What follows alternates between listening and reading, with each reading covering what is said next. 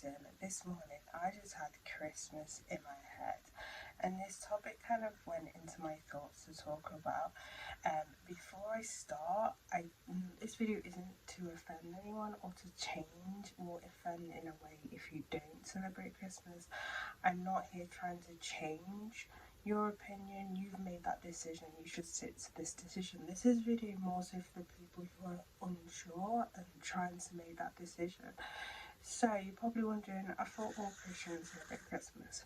Not all of them. So with Christmas, there's a belief that it's a pagan holiday. I'm not going to go into the history of paganism and how Christmas is pagan. I'm not going to get into that because I don't want to glorify paganism, because we're not here to glorify paganism, we're here to glorify Christ.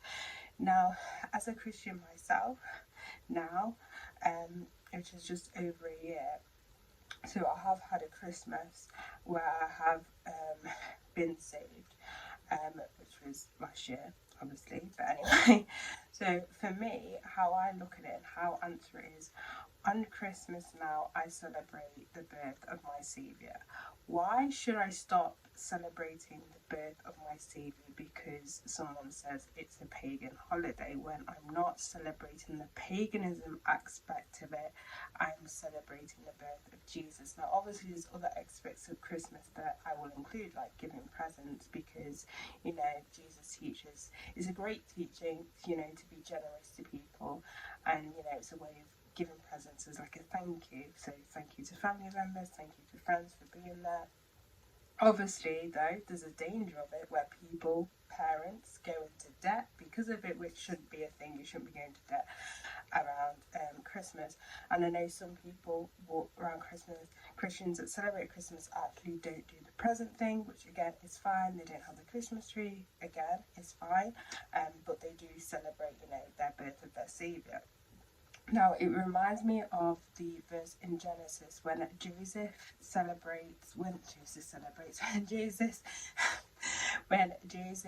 forgives his brothers, and this is what he said. So this is in Genesis in Genesis chapter 50, and this is from verse 20. And it says, "But as for you, you meant evil against me, but God meant it for good, and in order to bring it about as it is this day, to save many people alive."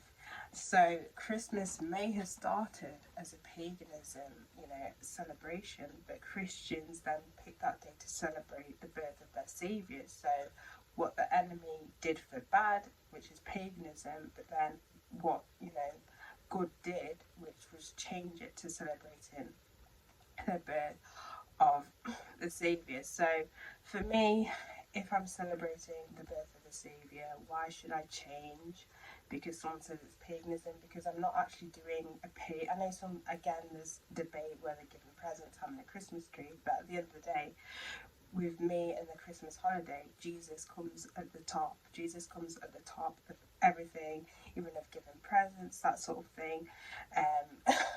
Jesus is at the top. So that's just basically an opinion what I think Christmas is. Personally, again, it's one of those things that I recommend kind of dwelling on it, praying about it.